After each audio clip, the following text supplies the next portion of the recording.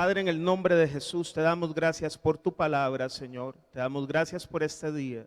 Te damos gracias porque son nuevas tus misericordias hoy, porque venimos con el único propósito de honrarte y solicitarte, Señor, la presencia de tu Santo Espíritu para que nos convenza y que nuestras vidas sean transformadas, Señor, para ser guiadas por ti y nada más que por ti. En el nombre de Jesús te damos toda la gloria y la honra, porque solo a ti te pertenecen. Amén. Continuando con nuestra serie Dios provee, hoy tenemos el tema mío o suyo, y usted podrá pensar por qué ese título.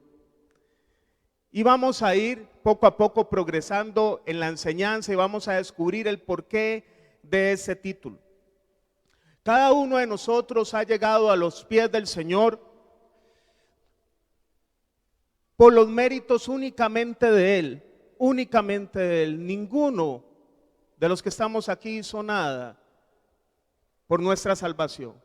El Señor murió en la cruz, el Señor mismo se entregó por nuestros pecados, pagó el precio, nos redimió a través de su sangre. El Señor mismo inclusive no nos pide que cambiemos a nosotros mismos, sino que nos pide que nos acerquemos a Él para ser transformados por su Espíritu Santo. Si usted ve la historia de la Biblia, si usted ve la historia de la iglesia, es una historia en la cual Dios está interesado en intervenir en la vida del ser humano.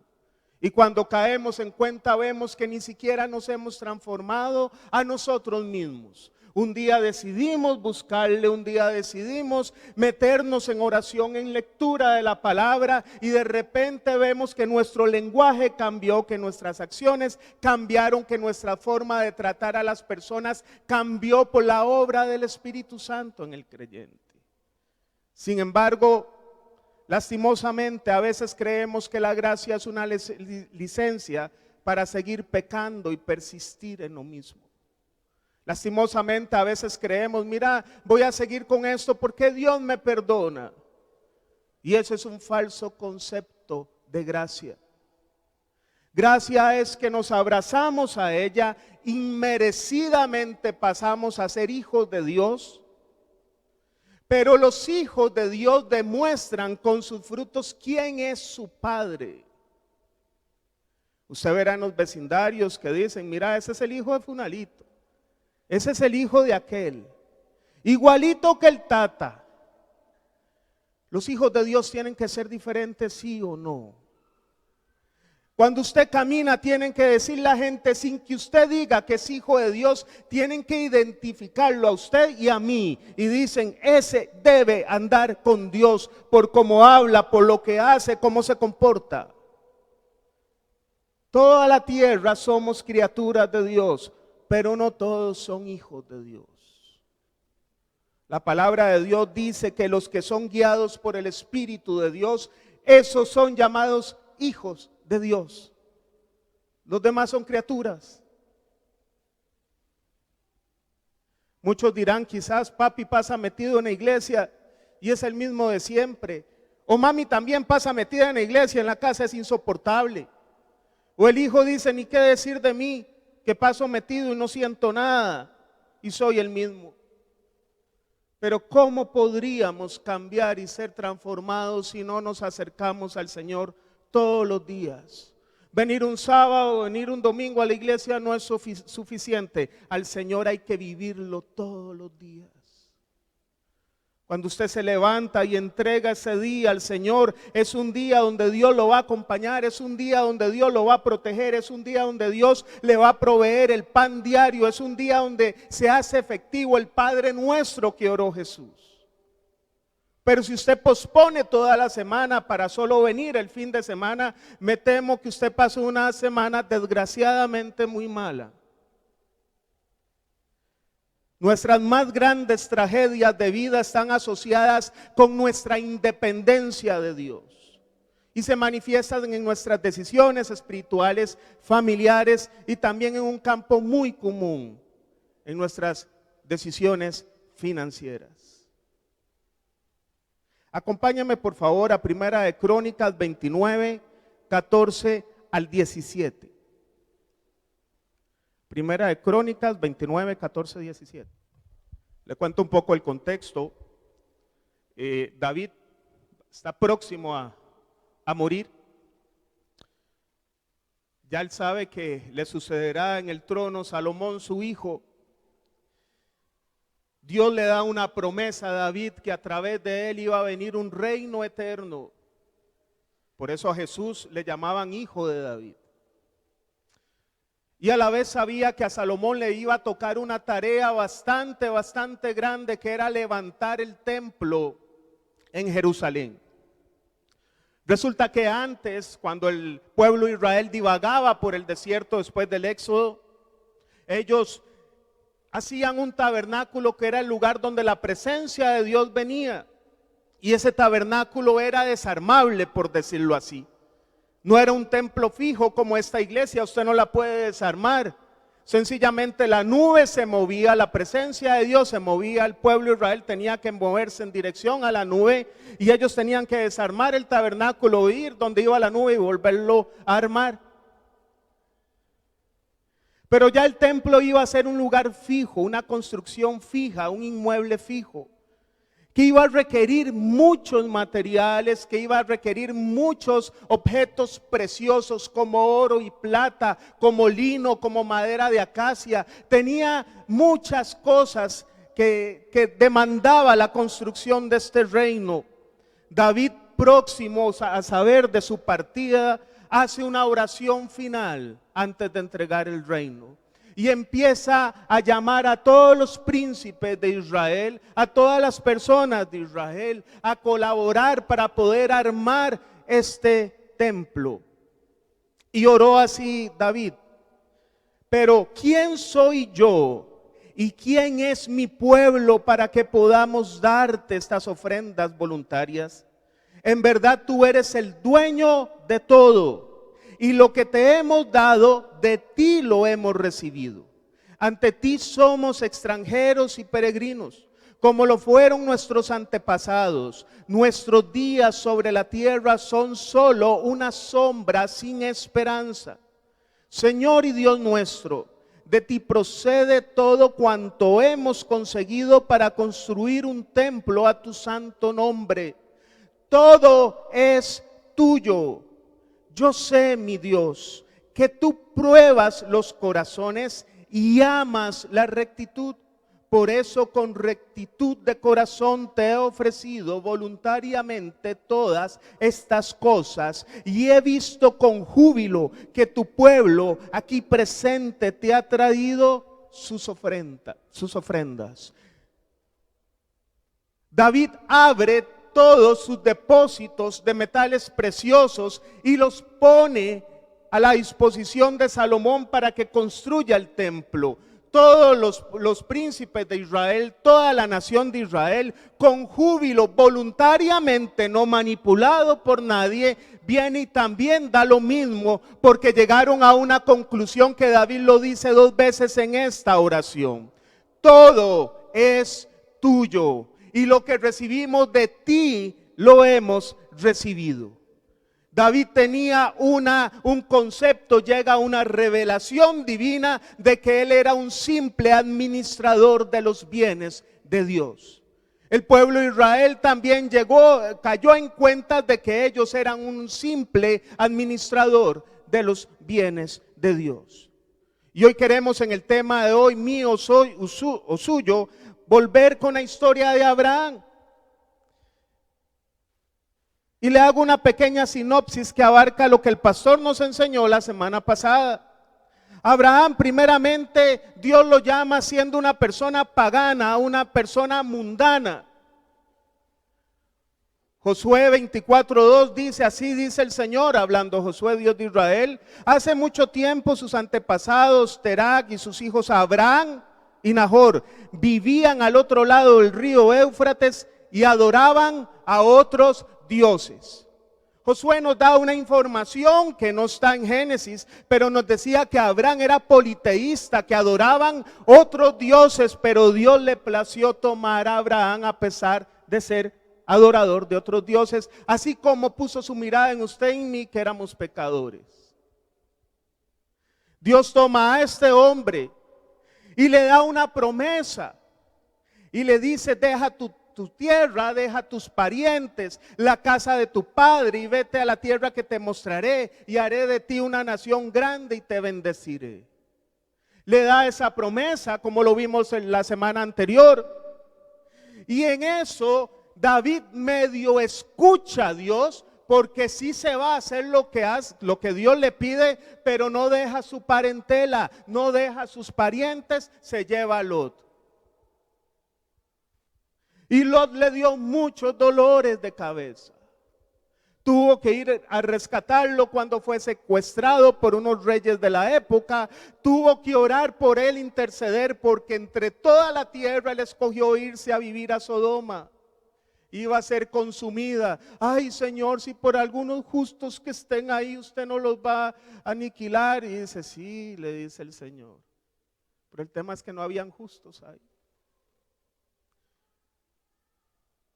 Luego sus criados se agarran con los criados de Abraham, ya no podían estar juntos y deciden separarse, y ahí es donde Abraham suelta a Lot y empieza a entender que cuando Dios habla hay que hacer las cosas tal cual Dios las dice, sin agregar ni quitar. Y el segundo error fue cuando el Señor le dice: en Isaac iba a ser la promesa, pero Sara le ofrece a su esclava Agar para que Abraham se allegue a él y pueda procrear un hijo que se llamó Ismael. Esa no era la forma que Dios dijo que iba a ser la promesa. Y luego de nuevo vuelve a entristecerse porque Sara no soportaba a Agar, le restregaba a Ismael en la cara, ella ya no soporta, influye en Abraham, esa mujer tiene que irse de aquí con el hijo. ¿No le ha pasado? A veces pasa. En los matrimonios que tienen una familia, la familia se desintegró, vuelve a tener otra familia. Y después, cuando vienen los hijos del primer matrimonio, a veces hay problemas y fricciones con la otra familia. Porque Dios nos perdona y restaura, pero siempre hay una voluntad perfecta, ¿verdad?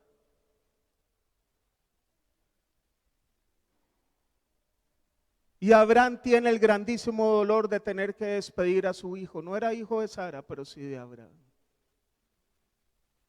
Las consecuencias de no escuchar la voz de Dios y hacer exactamente lo que Él dijo.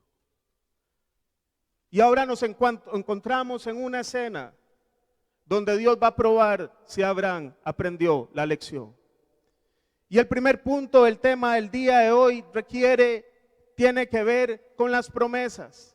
¿Qué tenemos que hacer nosotros para que las promesas de Dios se cumplan en nuestras vidas? Dios no miente, pero hay una parte que nos corresponde a nosotros hacer. Y el primer punto es: la promesa siempre demandará escuchar la voz de Dios. Acompáñame a Génesis capítulo 22, 1 y 2, y no se despegue, por favor, del libro de Génesis.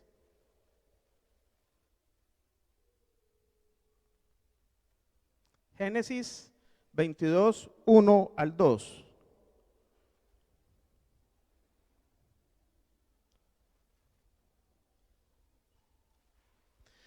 Dice: pasado cierto tiempo, Dios puso a prueba a Abraham y le dijo: Abraham. Aquí estoy, respondió. Y Dios le ordenó: toma a tu hijo, el único que tienes, al que tanto amas, y ve a la región de Moria.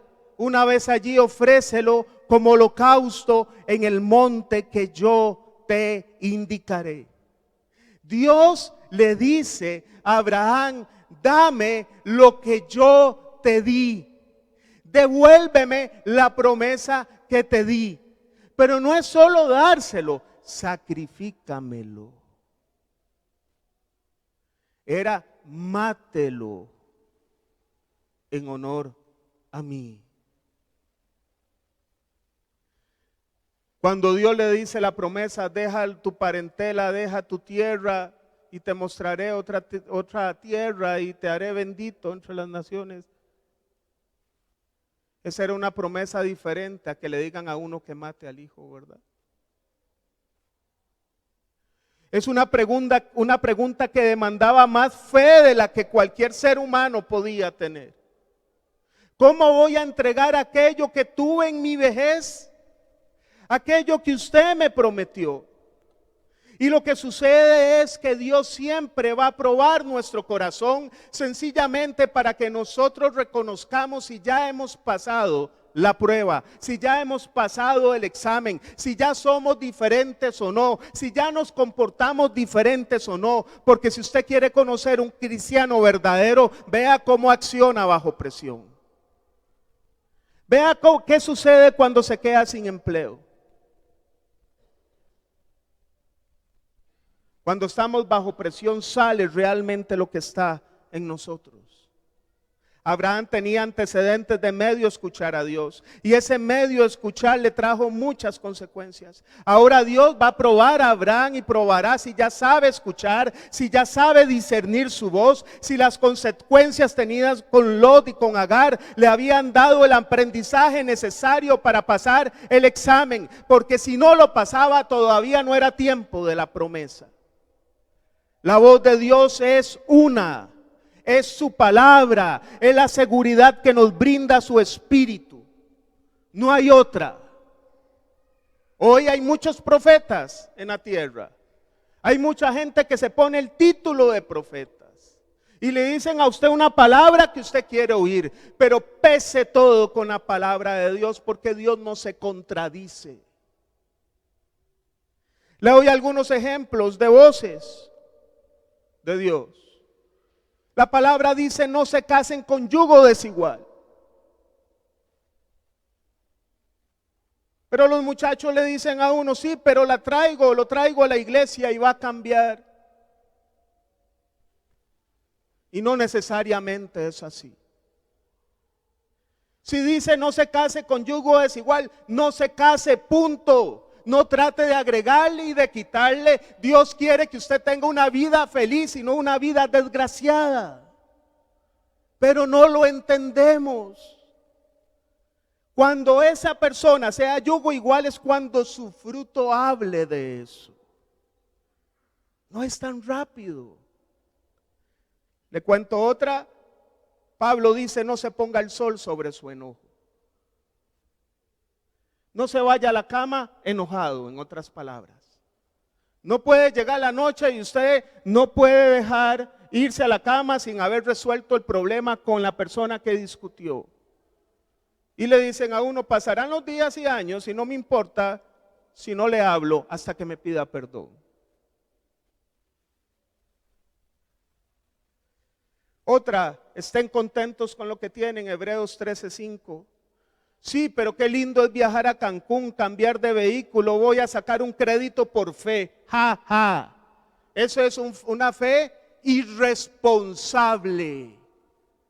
Porque ahora nos enseñan una super fe. Es que yo quiero una casa de 100 millones, voy a sacar el crédito por fe. No cómo, pero por fe Dios va a suplir. Dios no va a alcahuetear la irresponsabilidad.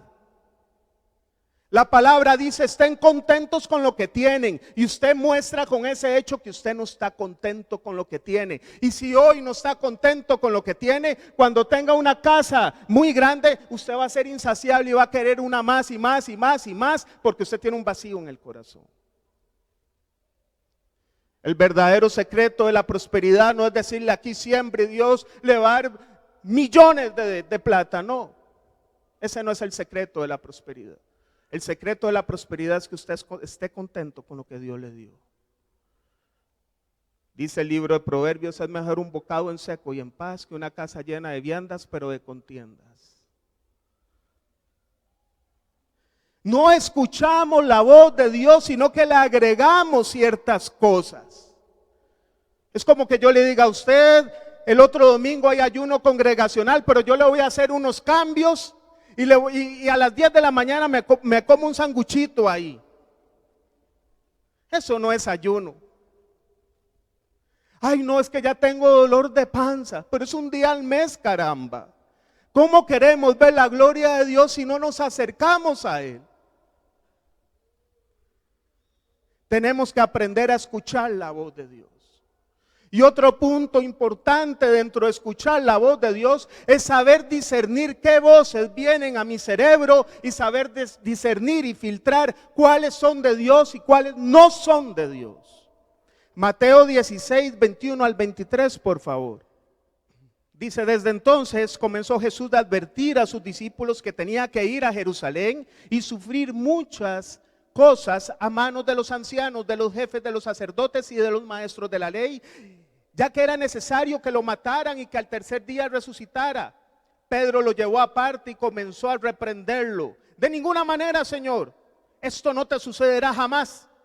Jesús se volvió y le dijo a Pedro: aléjate de mí, Satanás, ¿quieres hacerme tropezar?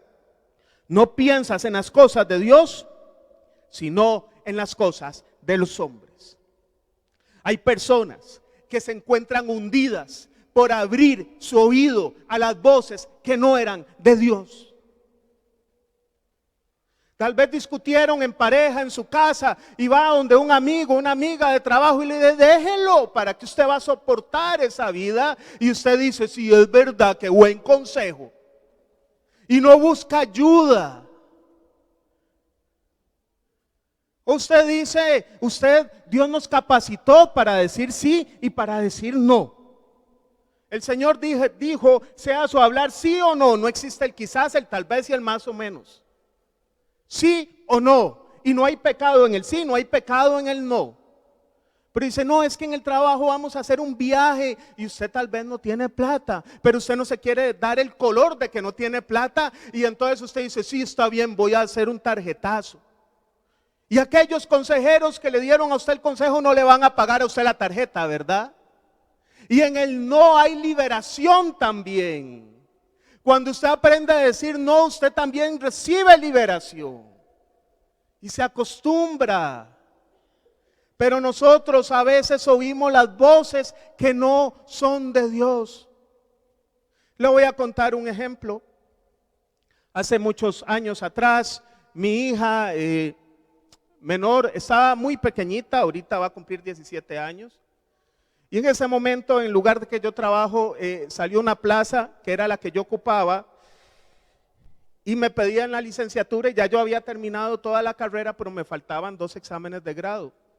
Por cierto, a quienes estudian, hagan tesis. Y esos exámenes de grado eran un vacilón, porque eran 4 exámenes de grado y el último era una tesina, que es como una tesis pero sin filólogo. Entonces por eso haga tesis. Y entonces en eso me dicen, la noticia me llega en enero, pero en febrero es la graduación de la universidad y me faltan 2 exámenes de grado, o sea, no hay tiempo. Pierdo la plaza. En eso voy a la casa y me dice mi esposa: ¿qué tiene? Le cuento toda la historia y me dice: esto es muy sencillo, tiene que hacer una carta, tiene que ir a la universidad y tiene que ver qué le hacen. Y me dice: no, no hay remedio, le digo yo, no hay nada que hacer. Y ella me dijo: si usted no se acciona, Dios no se acciona por usted. Nunca se me va a olvidar. Fui a la universidad y me dice la decana y la rectora, la secretaria de la rectora: traiga una carta a ver, pero eso es casi que imposible. Me regresé a la casa: ve mami, ve, tenía razón yo. Haga la carta, caramba. Vea, yo hice una carta y la redescribí, la volví a escribir hasta que cuando yo la leyera llorara. Y cuando llorara digo: esta sí la va a conmover. Vea, usted lee esa carta y llora. Y llevé la carta y la secretaria de la rectora me vuelve a ver así como con una risilla sarcástica, como darle un manazo santo, ¿verdad? Y me regreso yo y salgo de ahí. Y seguro yo salgo con más cara de loco de la que tengo, ¿verdad? Y salgo caminando de la universidad y voy por la calle, no me acuerdo por dónde era. Y de repente en eso una señora ya mayor me agarra del brazo y me dice: ¿qué tiene? Dios tiene el control de su vida. ¿Cuántas veces yo le dije a la gente: Dios tiene el control de su vida? Pero cuando a uno le pasan las carajadas, uno acciona y se le olvida todo lo que ha aconsejado, ¿verdad? Y llegué a la casa, le dije: mami, ya hice todo. Y al día siguiente me llaman y me dice, yo no sé qué decía esa carta, pero la señora hizo lo que nunca ha hecho en la historia de esta universidad, le dijo que sí. Esa es una. El otro problema es que eso fue un martes, el jueves le hacen las 2 pruebas de grado. Yo, ¿cómo voy a estudiar yo en 2 días? 5 años de carrera. Y me puse a sacar todos los libros que tenía desde hace años y sacar y todavía Kicha, mi hija, era súper apegada y papito me hacía hacia el pantalón, álceme. Y por esas cosas que hace el Señor, yo empiezo a coger los libros y todo se me quedaba, como que si siempre lo había, como que si fuera ayer. Llego, hago las pruebas y me llaman y me dicen, Robert sacó un 92 y un 95. Ahora tiene que pagar 100,000 y no tenía ni un 5. Después le cuento esa historia. Tanto es así que llegamos, nos podemos graduar en febrero y dice el que estaba encargado de toda la ceremonia de graduación, dice, quien quiera devolver la toga le vamos a devolver 5,000 colones. Y yo fui el primero que hizo así. Deme los 5 rojos para coger el taxi de vuelta. Pero lo que quiero decir es que si yo hubiera escuchado mi voz y no me acerco a mi esposa y me dice otra cosa, no hubiera podido progresar. Y uno tiene que aprender a discernir las voces.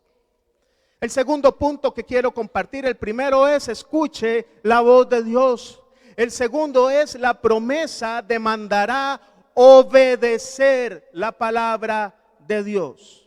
Seguidamente ahí mismo en Génesis 22, 3 y 4 dice, Abraham se levantó de madrugada y ensilló su asno, también cortó leña para el holocausto y junto con 2 de sus criados y su hijo Isaac se encaminó hacia el lugar que Dios le había indicado. Al tercer día Abraham alzó los ojos y a lo lejos vio el lugar. Este es otro Abraham definitivamente. Este es un Abraham que aprendió a escuchar a Dios. Y la evidencia que lo había escuchado es que había hecho absolutamente tal cual Dios le había dicho. Tomó a Isaac, ensilló su asno y se fue a cumplir el propósito que Dios le dio. Ya Abraham sabía que sobre los tropiezos y el dolor que significa la desobediencia. Hay personas y las atendemos y a nosotros mismos nos ha pasado que sufrimos dolor y nos dice, hermano, hermana, ¿qué es lo que usted tiene? Es que el Señor me está probando y no es que Dios lo está probando, es que usted está sufriendo una consecuencia por desobedecer. Porque Dios prueba cuando usted está bien y de repente usted no entiende por qué le están sucediendo cosas. Pero hay muchas cosas que son consecuencias de no escuchar la voz de Dios. Le doy algunos ejemplos de la vida real, sin nombres ni apellidos. Logran estabilizar la economía, se les brinda ayuda, pero el vacío de su corazón les hace insistir en un modo de vida llena de apariencia y autoengaño. Y lo peor, desean que otros continuamente les solucionen los problemas. El hijo que no hace nada en casa no refleja esfuerzos académicos, pero insistimos en planes de recompensas inmerecidas para ellos. ¿Qué será cuando nuestros hijos crezcan? Seguirán un mismo rol de endeudamiento porque fue lo que vieron. ¿Sabe? Alguna vez yo conté aquí el caso chileno. En Chile se dan créditos a 100 años de vivienda. Y ellos hacen la escritura y en la escritura ya está la sucesión de herencia. Y el heredero tiene que seguir con la deuda. ¿Sabe que Dios lo dejó a usted y a mí para dejar herencia, no deuda? Pero nuestras decisiones no están apuntando a eso en la Costa Rica de hoy, en un país endeudado, próximo a una crisis fiscal. Y nosotros como cristianos estamos viendo las señales, pero no estamos escuchando la voz de Dios y estamos actuando como que si nada va a pasar, porque así es el tico. Los ticos somos así, decimos, el país más feliz del mundo, pero a veces es una actitud irresponsable, porque hacemos oídos sordos a las cosas que vienen. Y hablamos de otro tema, No nos gusta enfrentar las cosas. Y cuando alguien viene de afuera y nos enseña y nos confronta, nos cae mal. Metidos a paso metiche. Y no podemos cambiar así. Dice Proverbios capítulo 6 que la hormiga va y recoge en verano porque viene el invierno donde no puede recoger. Si usted ve que vienen nubes negras hacia Costa Rica, hacia su economía, ¿cuál es la actitud que nosotros como cristianos tenemos que tener? ¿Ir a viajar, ir a gastar o cuál? ¿O proveernos? Tenemos que ver las señales. Porque parece que creemos que la fe significa que Dios va a apoyar nuestras irresponsabilidades. Cuando los hijos crezcan y dicen, no, es que yo recuerdo que mamá iba a viajar y pasaba el tarjetazo, va a ser lo mismo. Y si usted y yo quedamos hoy sin trabajo, o los que son empresarios, algo pasa en la empresa, ¿cómo quedaríamos hoy? Y si usted muere hoy, ¿cómo queda su casa? Hay un libro muy lindo, se lo recomiendo, que Mariela lo leyó conmigo, por ahí está Mariela, que se llama Cazón ya se me olvidó el autor. Y él decía que uno tenía que verse en una cama como en retrospectiva, como cuando uno está en el lecho de muerte y pensar, de aquí hacia atrás, lo que hice tuvo que ver con el reino, se cumplió el propósito de Dios en mi vida, hice lo que Dios me mandó a hacer, o mi vida solo la viví por vivirla. Porque lastimosamente solo pensamos eso en los últimos días de vida. Y él en su libro enseña cómo Dios a usted lo diseñó, le dio los dones para que se cumpliera su propósito a través de su vida. Pero nosotros no escuchamos la voz de Dios. Y decimos, eso no es para mí. Jamás Dios me va a usar, jamás. En discipulado nos dicen, ¿y qué dones cree usted que yo tengo? Y yo, muy sencillo, vaya usted a un hospital, ore por los enfermos y si sanaron usted tiene el don. Pero usted no va a averiguarlo si no se mete. Es imposible. La obediencia nos llevará a tener herencia, la desobediencia a tener deuda. Moisés le dice al pueblo de Israel, Israel, hoy te pongo a elegir entre la vida o la muerte, entre la maldición o la bendición. Usted escoge. Y hoy no es diferente. Hoy es igual.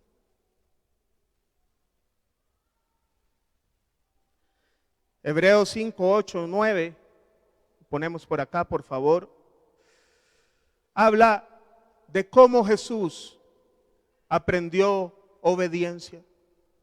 Jesús, que es el Hijo de Dios, aprendió a obedecer. No lo traía, tuvo que aprender a obedecer. Él nunca pecó, pero tuvo que aprender obediencia. Dice, aunque era hijo, mediante el sufrimiento aprendió a obedecer y consumada su perfección, llegó a ser autor de salvación eterna para todos los que le obedecen.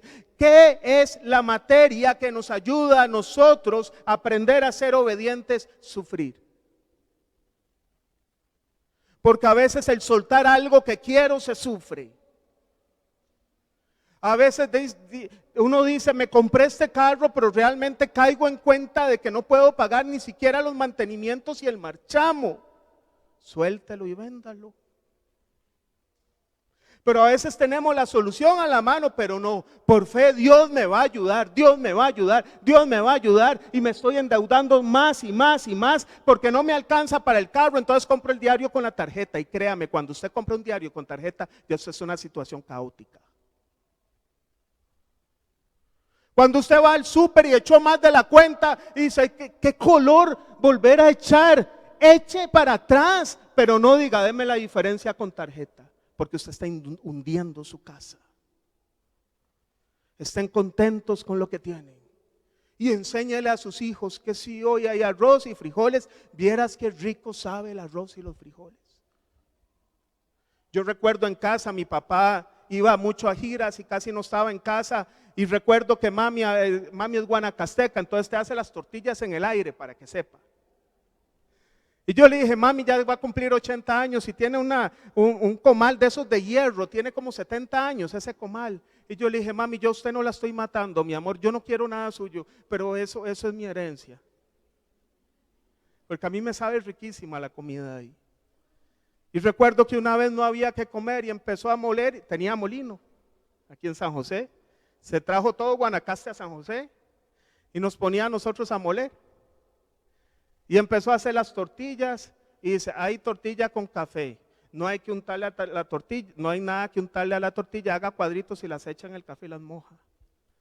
Y cuando había plata, nosotros nos gustó tanto que no, mami, lo que queremos es tortilla con café. Nos estaba preparando que cuando hay situaciones, Dios va a proveer, pero coma lo que Dios le proveyó y no se queje por lo que no tiene. Comió. En la multiplicación el Señor dio pan con pescado, era lo que había. Y era pan de cebada, dice Juan, y era un pan bien duro, dice Josefo, un historiador. Pero se saciaron. Pero nos pasamos queriendo vivir la vida de otro. Hay cosas que tenemos que soltar para que nos duela, para aprender, aunque nos duela, para aprender a obedecer. Y si usted obedece, usted va a ver la mano de Dios. La tercera es, voy a ir más rápido, la promesa demandará confesar su verdad.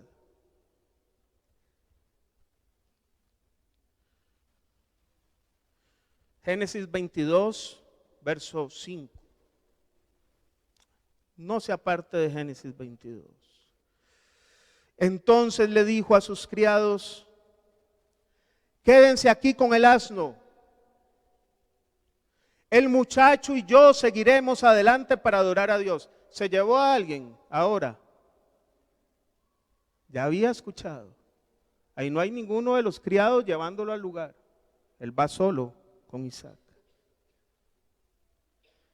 Pero esto es la frase de confesión que hace que el libro de Hebreos hable de Abraham como hable y fue contado por justicia por su fe. Y luego regresaremos junto a ustedes. Abraham le dice a sus criados, yo tengo que ir a adorar solo con Isaac. Él sabía que Dios le dijo, sacrifícame a Isaac, pero él dice, aquí yo voy a regresar con el muchacho, porque en Isaac es la promesa. Y si Dios me dice que lo mate, Dios lo resucita porque es en él. No era en otro. Él confiesa. Usted tiene una situación económica difícil porque ha tomado malas decisiones y usted dice ya no hay nada que hacer y usted dice ya estamos hundidos, ya yo me encargué de desbaratar mi familia. Eso es lo que Satanás le pone a usted en su mente, porque Dios es un Dios restaurador para aquel que escucha, obedece y confiesa. Dios lo puede hacer. Aunque nos hemos jalado tortas, Abraham se jaló bien, dos bien buenas. Pero Dios no falló en su promesa. Sencillamente quería asegurarse si ya Abraham sí iba a escuchar al 100%. Y entonces ahí viene la promesa de Dios. Si usted está perdiendo su casa y ya es irremediable y no se puede hacer nada, ya ahí, si se pierde, pero si usted se arrepiente, Dios va a restituir eso.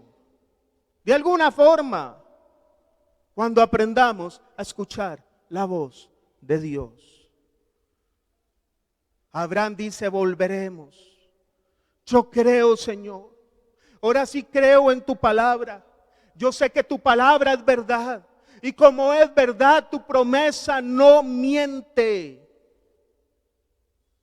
En Habacuc capítulo 2 el Señor dice a Habacuc, escribe esta palabra en tablas, porque aunque tardare un poco la visión se cumplirá. El problema es que nosotros queremos todo automatizado, lo queremos ya, y Dios no trabaja así. Es en el tiempo de Dios. Eclesiastés dice, todo lo hizo hermoso en su tiempo, no en el mío. Hay que esperar. Job 19, 25, 27. Perdón que en medio de la historia de Abraham la atraviese a Job. Job 19, 25 al 27. Mientras usted le busca, le cuento las voces que oía Job.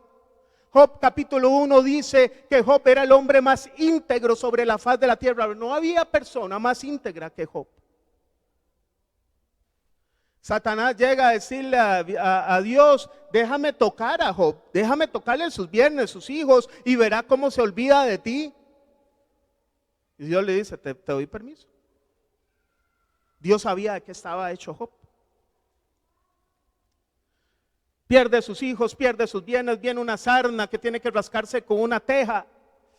Y los amigos de Job lo que le dicen: ay Job, seguro usted está mal, algo hizo usted y Dios está tratando con usted. No ha habido usted personas así en la iglesia.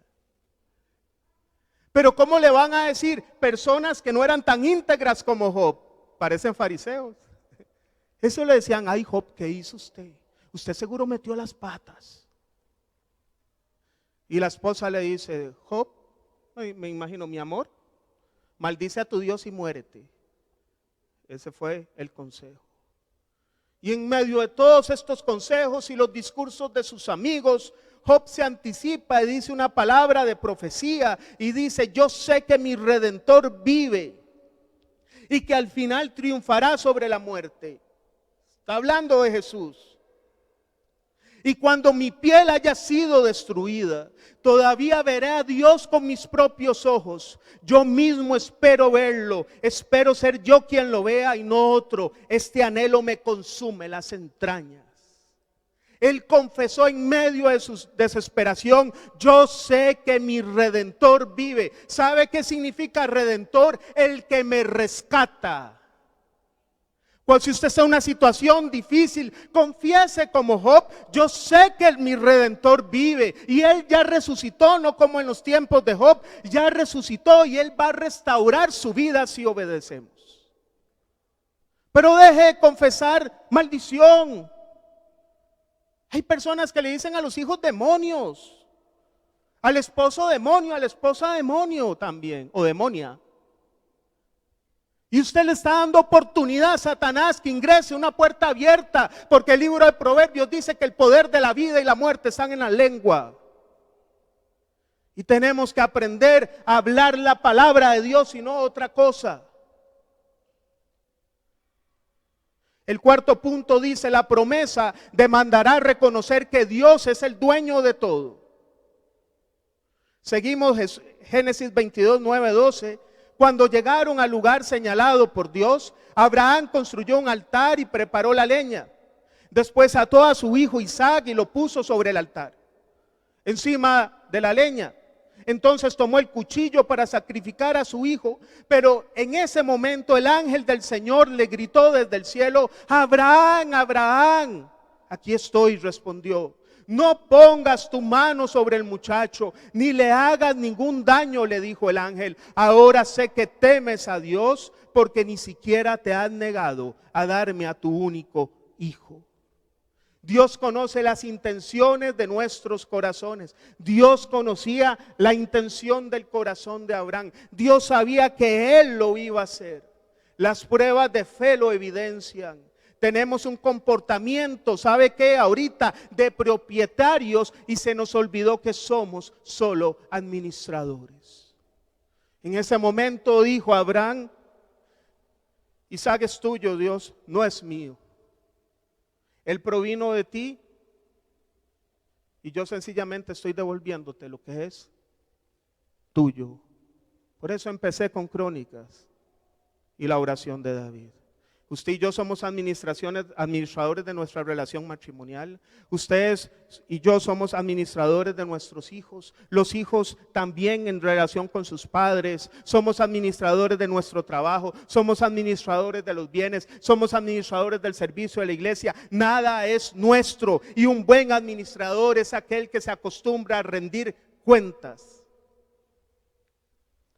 Alguien que no da cuentas nunca será un buen administrador.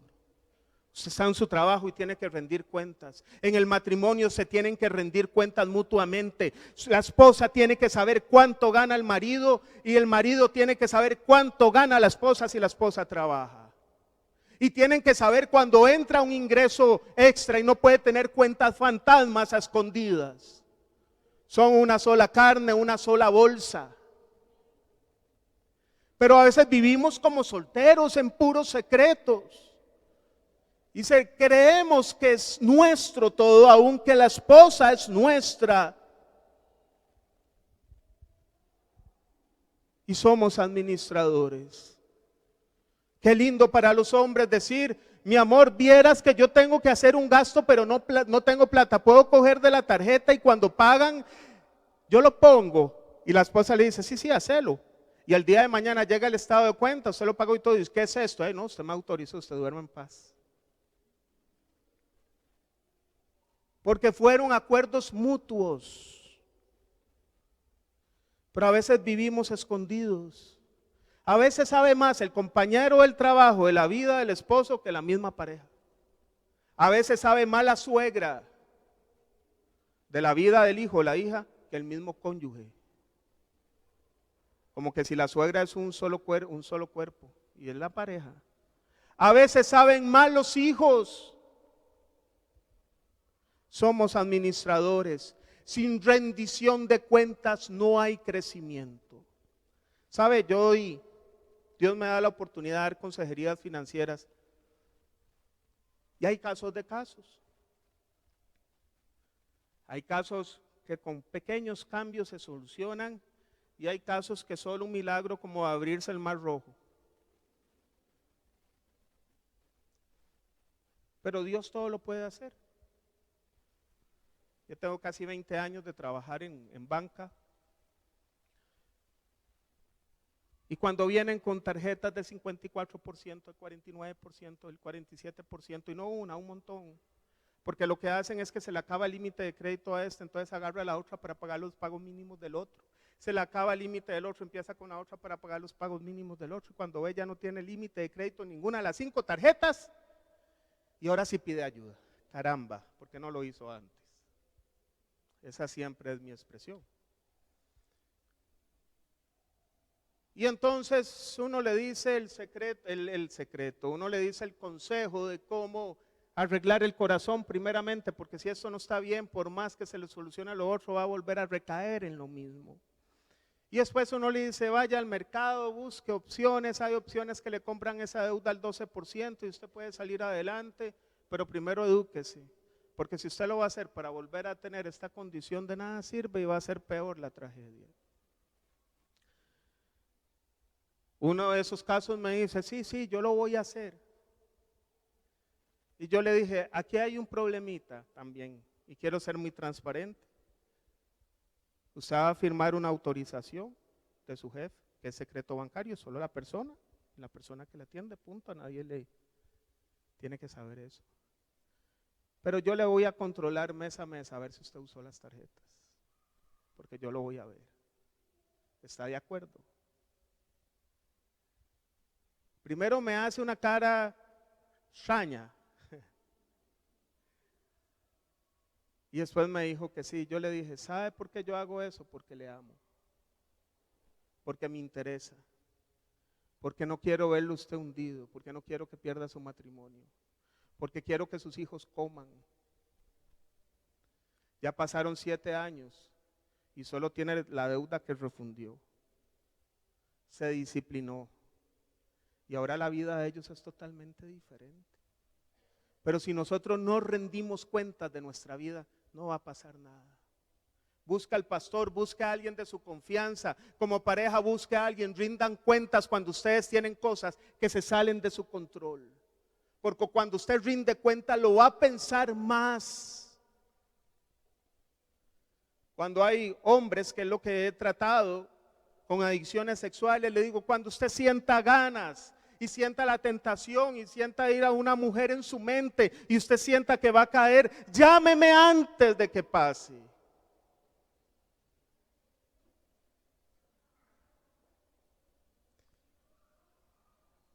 Tenemos que rendir cuentas. porque un día rendiremos cuentas en su presencia. Y eso no lo evade ni usted ni yo. Y el último punto, la promesa demandará agradecimiento. El 4 es, no lo dije, la promesa demandará reconocer que Dios es el dueño de todo. El 5, la promesa demandará agradecimiento. Génesis 22, 13 al 18. Abraham alzó la vista y en un matorral vio un carnero enredado por los cuernos. Fue entonces, tomó el carnero y lo ofreció como holocausto en lugar de su hijo. A ese sitio Abraham le puso por nombre: el Señor provee. Por eso hasta el día de hoy se dice: en un monte provee el Señor. El ángel del Señor llamó a Abraham por segunda vez desde el cielo y le dijo: ¿cómo has hecho esto y no me has negado a tu hijo? Juro por mí mismo, afirma el Señor, que te bendeciré en gran manera y que multiplicaré tu descendencia como las estrellas del cielo y como la arena del mar. Además, tus descendientes conquistarán las ciudades de sus enemigos.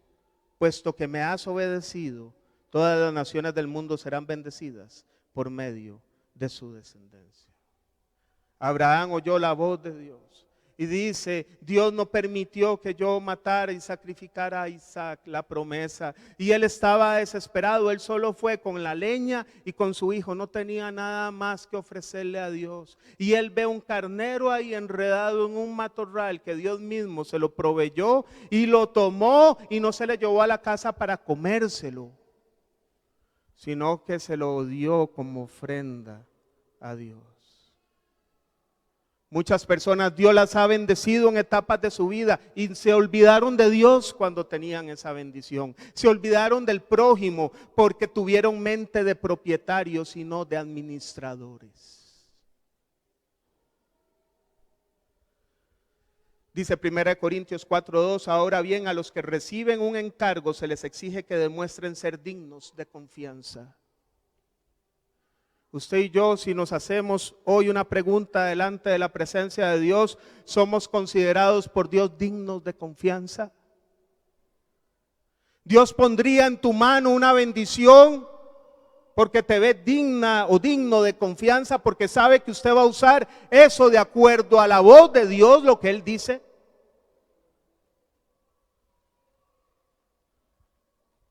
Dice Proverbios: honra, 3, 9, 10, honra al Señor con tus riquezas y con los primeros frutos de tus cosechas. Así tus graneros se llenarán a reventar y tus bodegas rebosarán de vino nuevo. Yo no lo estoy manipulando hoy, no es una enseñanza de que usted venga y dé. Eso es una situación suya con Dios. Aquí nunca le vamos a decir a usted cuánto tiene que dar, porque eso es manipular, es un asunto personal. Pero la iglesia tiene que aprender a dar. Tiene que aprender a darle a Dios y al prójimo, porque toda la Biblia habla de eso. Y hay muchas situaciones financieras que no salimos porque en todo nos gusta la bendición, pero hemos olvidado de que somos administradores de Dios. No somos dueños. Tenemos que cambiar, por favor. Yo le animo a escuchar, le animo a obedecer, le animo a confesar, le animo a reconocer que Dios es el dueño de todo y le animo, por favor, a ser agradecido. Porque Dios fue el que le provee a usted. Usted y yo no le damos para que Dios nos dé, le damos porque si tenemos es porque Dios ya nos dio. Yo le voy a invitar que se ponga de pie. Y quiero decirle que en medio de cualquier situación que usted esté pasando, esta serie Dios provee está enfocada en finanzas. Y tal vez haya situaciones financieras difíciles. Pero déjeme decirle que hay esperanza. Solo lo que Dios le pide es, por favor, cambie de dirección, porque la dirección que usted va a un precipicio. Solo cambie la dirección. Solo vaya, va a llevar tiempo, vas a tener que caminar muchos kilómetros, pero hay esperanza, porque nos hemos desviado y hay que volver al camino. Pero sí hay esperanza. Y a veces el pecado la gente no la dice porque avergüenza, pero no le dé vergüenza.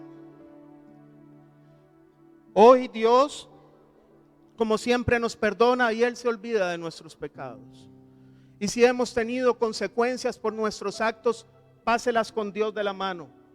No las pase solo o sola.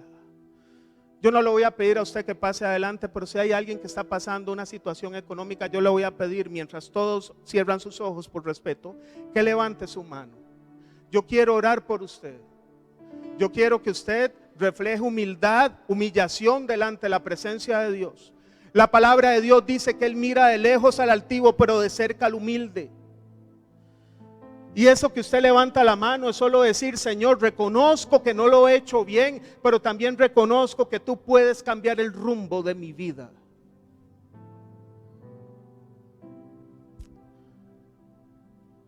Padre, en el nombre de Jesús, Señor, mira todas esas manos levantadas, Señor. Padre, yo te pido, Señor, en el nombre de Jesús, que vengas en el rescate de ellos, Señor. Tú eres nuestro Redentor y decimos, como dijo Job: yo sé que mi Redentor vive. Padre, restaura, Señor, las finanzas de tu pueblo, Señor. Ayúdanos a ser sabios administradores, Señor. Ayúdanos a soltar aquellas cosas que nos han amarrado, Señor. Ayúdanos a cerrar esas puertas que hemos abierto, Dios, que han dañado nuestra casa, nuestro hogar y nuestra economía, Señor. Hoy adquiero conciencia de mayordomo, de administrador, Señor. Hoy, Señor, te cedo el control, Padre. Ayúdame a estar contento con lo que me das, a ser agradecido, Señor. Hoy me arrepiento, hoy confieso mis malas decisiones y hoy, Señor, también confieso que hay esperanza de restauración en el nombre de Jesús. Hoy me abrazo a tu gracia, hoy me abrazo a la cruz, hoy me abrazo a tu justicia, para que por favor puedas restaurar mi casa, mi hogar, mis finanzas, Señor. Ya no diré que no se puede, ya no diré que no hay solución, ya no lo diré, Señor. Tú estás con nosotros. Y si hay alguien que ha tomado buenas decisiones financieras, pero de repente vino una prueba económica, dijo Pablo: sé vivir en abundancia, en escasez, tanto a tener hambre como a estar saciado, pero todo lo puedo en Cristo que me fortalece. Señor, ayúdanos a pasar la prueba, Padre. Que después de esto, Señor, Padre, vendrá, Señor, tu mano redentora al rescate. Ayúdanos, Señor, porque tu palabra dice: a mi pueblo nunca dejaré ni desampararé. Tu palabra dice, Señor, Padre, si tú estás con nosotros, ¿quién contra nosotros, Señor? Padre, dice tu palabra: por nada estén afanados, por nada. Valemos más que los pajarillos y valemos más que los lirios del campo. Y tú los cuidas tanto a los pajarillos como a los lirios del campo. Cuánto más a tus hijos. Padre, en el nombre de Jesús, que venga tu provisión, Señor, que venga tu respuesta del cielo, Dios, y que cuando venga esa respuesta seamos agradecidos contigo y te rindamos todo honor y toda gloria por siempre. En el nombre de Jesús. Padre, bendice a mis amigos, a mis amigas que hoy nos visitan, Señor, llévalos con bien a sus hogares y que la paz tuya, Señor, sea sobre ellos. En el nombre de Jesús, amén y amén. Que Dios me los bendiga.